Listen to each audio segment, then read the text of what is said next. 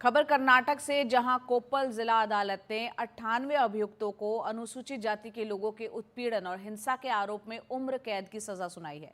ये मामला 28 अगस्त 2014 का है, जब कोप्पल जिले के माराकुंबी गांव में सिनेमा टिकट को लेकर कुछ युवकों में झड़प हुई, जिसके अगले दिन मामूली सा झगड़ा काफ़ी बड़ा हो गया और 28 अगस्त की रात को अनुसूचित जाति के घरों में कुछ दबंगों ने आग लगा दी और उनके साथ मारपीट की।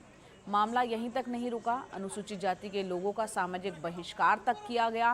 पुलिस ने काफ़ी मशक्कत के बाद तब यहाँ के हालात पर काबू पाया था। ट्रायल के दौरान 11 आरोपियों की मौत हो गई, जबकि 2 आरोपी नाबालिग थे। एक अभियुक्त की सज़ा सुनने के बाद सदमे से मौत हो गई। और इस पर ज़्यादा जानकारी दे रहे हैं हमारे सहयोगी निहाल किदवई। कोप्पल जिला अदालत ने शेड्यूल कास्ट यानी अनुसूचित जाति के उत्पीड़न के एक मामले में 98 अभियुक्तों को उम्र कैद की सजा सुनाई है और इन सबको 5-5 हजार रुपए का जुर्माना भी देना होगा, जबकि 3 अभियुक्तों को 5 साल की सजा सुनाई गई थी। इन 3 में से एक अभियुक्त ने जैसी ही सजा सुनी, उसकी हालत बिगड़ने लगी और कुछ देर बाद उसकी मौत हो गई। यह मामला तकरीबन 10 साल पुराना है।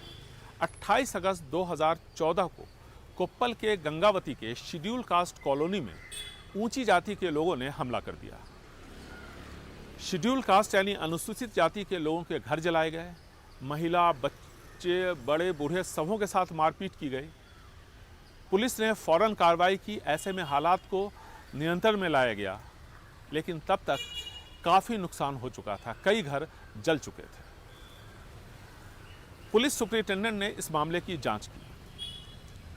अब ये मामला क्या है आपको बताते हैं। मामला कुछ इस तरह है कि 27 अगस्त यानी 28 अगस्त को शेड्यूल कास्ट के लोगों की बस्ती में को जलाया गया था। उससे एक दिन पहले 27 अगस्त को मंजूनाथ नाम का एक शख्स, जो कि गंगावती के उसी बस्ती के पास वाली बस्ती में रहता है, जो कि ऊंची जाति के लोगों की बस्ती है, वहाँ का रहने वाला मंजूनाथ फिल्म देखने गया अपने दोस्तों के साथ। वहाँ कुछ लोगों से उसकी झड़प हो गई, झगड़ा बढ़ गया।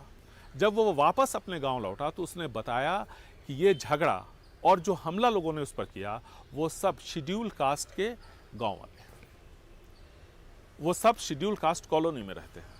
ऐसे में मामला बिगड़ गया, कई बैठकें हुई और फिर देर रात तकरीबन 4 बजे के आसपास 28 तारीख को तड़के आप कह सकते हैं, उस वक्त ऊंची जाति के लोगों ने शेड्यूल कास्ट कॉलोनी पर हमला कर दिया।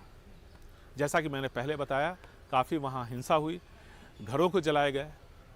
इसके बाद कई आसपास के ज़िलों से पुलिस फोर्स वहाँ भेजा गया, किसी तरह से हालात को काबू में किया गया, लेकिन पूरी तरह से हालात को काबू में करने में 3 महीने का वक्त लगा। काफ़ी दिनों तक वहाँ पर पुलिस कैंप करती रही। ऊंची जाति के लोगों ने नीची जाति के लोगों का, शेड्यूल कास्ट के लोगों का बहिष्कार किया, सामाजिक बहिष्कार। उन्हें सैलून में नहीं जाने देते, अपने साथ बैठने नहीं देते और साथ ही साथ जो दूसरी सामाजिक भागीदारी है उन सब से शेड्यूल कास्ट के लोगों को दूर रखा।